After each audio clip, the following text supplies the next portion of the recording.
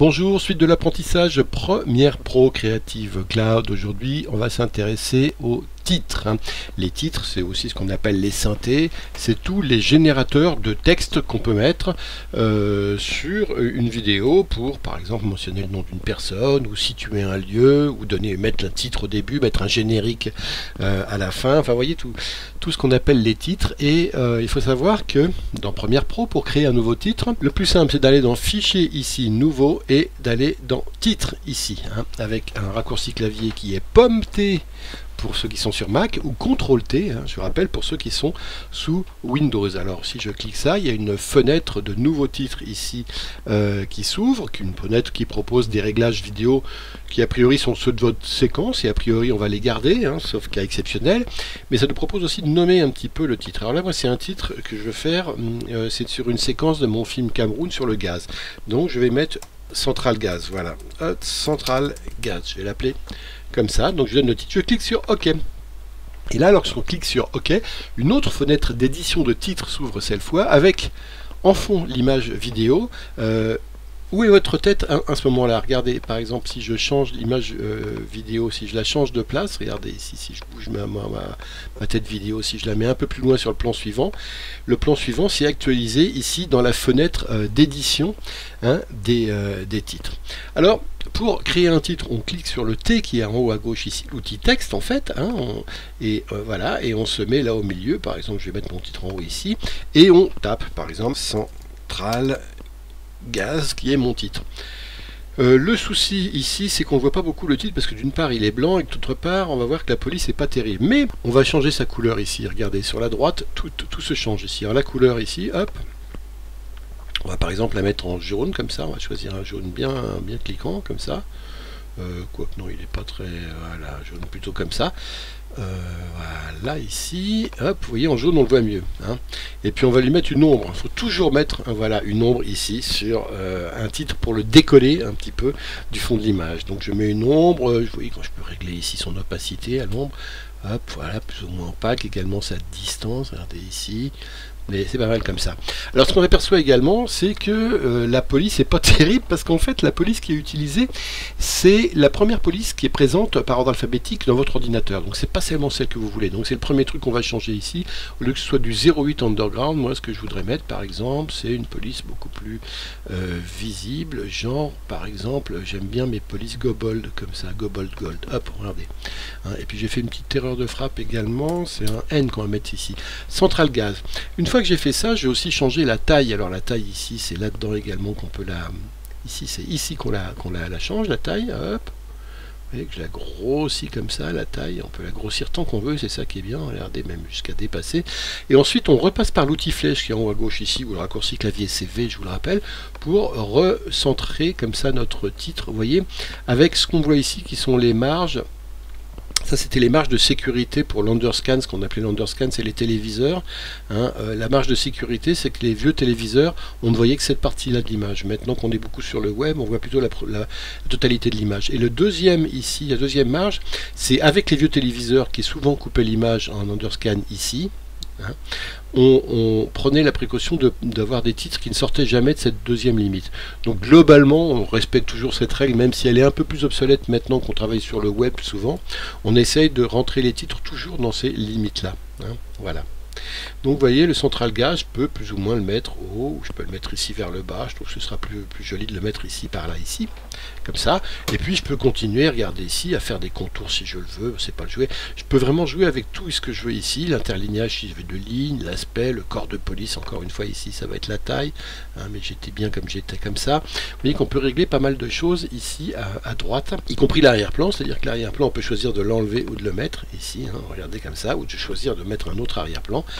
Plein, regardez ici en noir, où je peux mettre un autre truc, ou je peux faire un dégradé linéaire, c'est-à-dire avoir plusieurs couleurs. Si je choisis ici un dégradé entre un rouge, ok, et un noir, vous voyez ici je peux créer des dégradés, mais moi en l'occurrence l'arrière-plan je préfère que ce soit la vidéo, je n'en veux pas, donc je laisse ça comme ça. Une fois que j'ai fini de créer mon titre ici, je ferme cette fenêtre et automatiquement, regardez ici, ça a créé mon titre dans mon projet Central Gaz ici. Et si je veux le poser, il est tout en bas, je le prends et je viens le poser au-dessus ici de ma vidéo. Et regardez maintenant si je la lis, hop, mon titre il arrive comme ça. Hein, et moi je voulais plutôt le poser sur ce plan-là, plutôt que sur le premier plan. Bon, quoi qu'il peut être à cheval sur les deux. Non, je vais plutôt le poser sur le deuxième plan, comme ça, donc je le mets là. Voilà. Hein, et si je veux, parce qu'il arrive de manière un peu raide ici, si je veux lui mettre un fondu, il faut rappeler qu'on peut appliquer nos fondus automatiques en faisant ici séquence.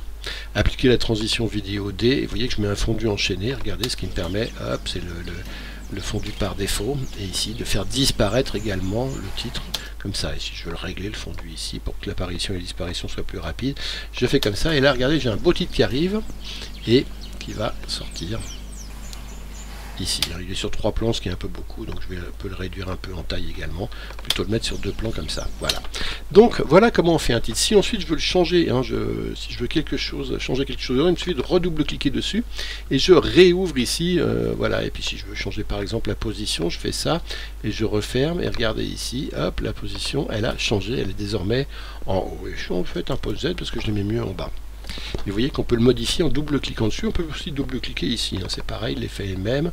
Et on peut changer par exemple également la police. Je peux faire voilà, plutôt ce gobold de là ou une autre police, gobold italique, comme ça. Et si je referme ici, vous voyez que le changement est effectué. Regardez ici, j'ai changé ma police. Alors ce titre là par exemple, on va le garder, mais on va en créer un autre qu'on va mettre un petit peu avant ici sur la séquence avec le petit restaurant où on était avant ici. Et un titre ici, je vais mettre un autre genre de titre. Regardez, si j'avais une autre manière de créer mon titre, c'est d'aller dans titre, nouveau titre et fixe par défaut. Et là ça revenait au même que ce que j'ai fait en faisant mon pomme T sur Mac ou CTRL T, ou en faisant le menu fichier nouveau titre comme ici, un fichier nouveau titre. C'est une deuxième façon de le faire ici, mais une deuxième façon qui me propose d'autres options. Donc c'est pour ça que ça m'intéresse. On peut aussi faire ce qu'on appelle un déroulement à la verticale par défaut. C'est un titre, alors je vais le faire pour montrer, alors on va l'appeler déroulant vertical. En fait, ce qu'on appelle un déroulant vertical, seulement c'est un générique. Alors voilà ce générique par exemple, ici. Ce qu'on met à la fin du film, et souvent ça va être à chaque fois que je tape une ligne, si je fais texte ici, que je me mets là, je vais taper par exemple image, Vlad, je tape une ligne, son, Mathieu, par exemple, je vais dire c'est Mathieu qui a fait le son. Alors vous voyez que là je suis dans une police toujours qui est lisible, donc on va se mettre sur une autre police qui va être un Arial par exemple comme ça. Image, je vais essayer de le taper mieux, ce serait plus joli. Image. Ici je fais 2 lignes, je fais réalisation Rémi, production Walnut, et rapidement ici j'ai créé, vous voyez, ce qu'on appelle un générique. Regardez, on va mettre un Vlad ici comme ça, et puis on va mettre des ombres, voilà, comme ça. Si je veux le défiler, le défilement, je le règle ici. Option de déroulement à la verticale. Déroulement à la verticale. Écran de démarrage et écran de fin, ça veut dire que ça démarre en fait. Ça veut dire que le bloc de texte, il doit démarrer en haut une fois qu'il est déjà sorti de l'image, c'est-à-dire il n'est pas encore entré dans l'image, il va rentrer par le haut et il va sortir par le bas ici à la fin. Donc il faut toujours que je clique ici ou là, ou sinon ça risque d'entrer en plein milieu et de ressortir alors que c'est pas fini, hein, mon texte. Si je veux que mon texte démarre vraiment en dehors de l'image, qui commence à entrer au début et qui sorte vraiment à la fin, il faut que je coche toujours écran de démarrage et de fin. Si je repasse sur mon outil flèche, ici je dois pouvoir prévisualiser ce que ça va donner, hein, ici mais ça, on prévisualise mieux en faisant ça, et par exemple en venant ici le générique le mettre ici. Je viens le coller là par exemple, et regardez mon générique, il démarre hop en bas, et il monte ici comme ça en haut, et hop, et il sort une fois que c'est en haut. Alors si je veux le ralentir, je rallonge le clip, et là la vitesse va s'adapter automatiquement et ce sera plus lisible. Là c'est encore un petit peu rapide, donc je vais encore une fois faire ça, et regardez maintenant, hop, voilà, c'est plus lisible comme ça. J'ai un déroulant vertical qui a été créé, que je vais enlever pour créer un autre déroulant horizontal. C'est exactement le même principe, simplement c'est déroulement ici à l'horizontale par défaut, et là je vais l'appeler, c'est un scroll en anglais, on appelle ça, hein, les déroulants, à part que je l'ai mal écrit, un W, mais bon, peu importe. On va mettre notre texte, et ici on va mettre un texte qui dit le restaurant se trouve au cœur de Yaoundé. Voilà. Encore une fois, ma police c'est pas très pratique, mais je vais la mettre. Je vais mettre une police plus lisible, genre un Arial ici, comme ça. Et au cours, il a pas pris le au cœur, voilà, de Yaoundé. Et regardez, si je règle ici encore une fois de manière à ce que mon texte arrive écran de démarrage, écran de fin, ça m'assure que le texte n'est pas là au début, n'est pas encore entré et qu'il est entièrement sorti à la fin. Et, hop, et regardez, si j'applique ça, je ferme ici, je vais quand même mettre un petit ombre, hein, comme à chaque fois pour que ça sorte mieux. Et je ferme mon truc ici, et regardez, je viens le mettre là, et regardez, on va le lire. Hop, le restaurant se trouve... que je fais une faute d'orthographe, donc je reclique 2 fois et puis je corrige ma faute, hein. Vous voyez qu'on peut facilement corriger quelque chose comme ça. Ah pardon, surtout pas faire de texte comme ça. Je sors ici, et je ferme ici, pardon, et je relis mon scroll. Le restaurant se trouve au cœur de Yaoundé. Et si je veux le ralentir encore un peu, regardez, hop, je l'allonge ici comme ça, et un peu ici comme ça également. Et là, regardez.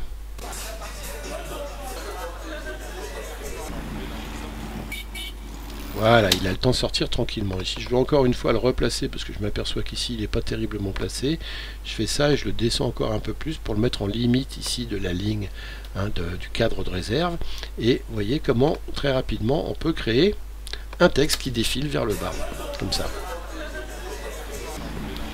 On a une autre option ici, hein. On a fait titre, nouveau titre, regardez ce qu'on a encore, on a d'après le modèle. Alors si je fais ça, qu'est-ce que ça m'ouvre? Ça m'ouvre une bibliothèque de modèles, ça propose toute une bibliothèque de modèles de titres, ou de générateurs par style et thème. Regardez, il y a le style abstract de corporate par exemple, mais il y a aussi blueprint, hein, avec des choses comme ça. Si je descends ici, regardez toute la diversité.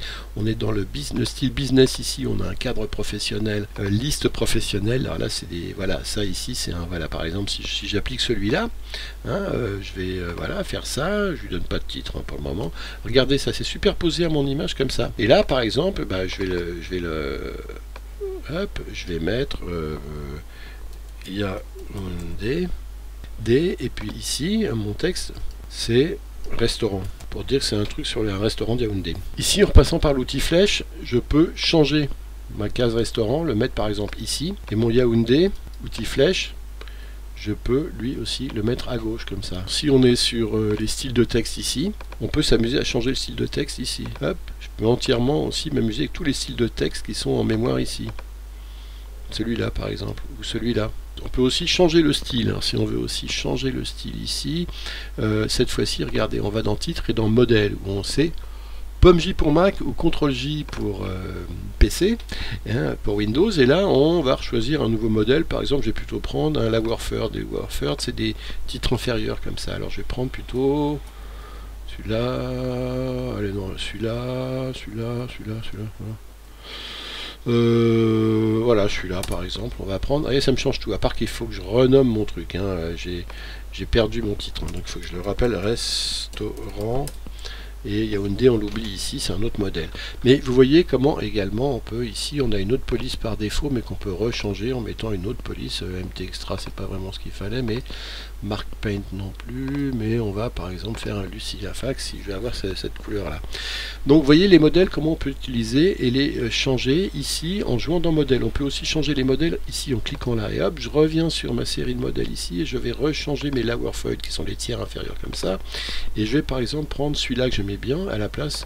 Ce qui est dommage, c'est qu'à chaque fois il faut que je retape ici le texte, ça ne le garde pas en mémoire, c'est bien dommage, mais sinon pour le reste c'est assez pratique, hein. Alors si vous n'avez pas les modèles qui apparaissent, hein, comme ici quand on fait modèle, c'est peut-être qu'ils n'ont pas été téléchargés sur Premiere Pro. Il faut savoir que si vous ne les avez pas téléchargés, je fais pommage et regardez ici, normalement ces modèles, regardez où ils se trouvent. Ils se trouvent dans la valise application, Adobe Premiere Pro, moi ici c'est CC 2014, mais c'est vrai qu'avant ils étaient dans Adobe Premiere Pro CS6 ces modèles, et j'ai dû les déplacer ici dans Adobe Premiere Pro CC 2014 depuis que j'ai adopté la dernière version, et ces presets, vous voyez, ils sont là, c'est ces styles ici, hein, Célébration, Entertainment, les templates, les voilà. En fait, c'est ces templates, corporate, ils y sont tous là, tous ceux qu'on vient de voir.